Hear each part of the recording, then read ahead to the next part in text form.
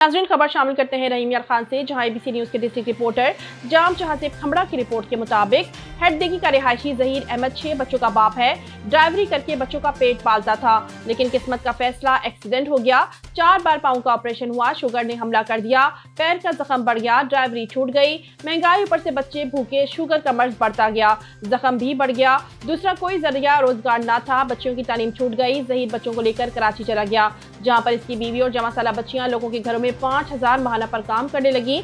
बामुश्किल सूखी रोटी नसीब होने लगी, लेकिन शायद अल्लाह ताला को कुछ और मंजूर था। जहीर जो कि बिस्तर पर आ गया था, ऊपर से मुंह का कैंसर हो गया। इलाज करवाते ये बच्चों को रोटी खिलाते मर्ज बढ़ता गया। अब जहीर अपने घर हेडदेगी बिस्तर मर्ग पर पड़ा है। तमाम दर्द दिल रखने वाले साहबे हैसियत लोग से जहीर ने दर्दमाना अपील की है कि गवर्नमेंट की तरफ से भी राशन निगहबान प्रोग्राम में मेरा नाम नहीं आया, खुदारा मेरी हस्बे तौफीक मदद करें। और वज़ीर आला पंजाब से इमदाद और इलाज की अपील की है।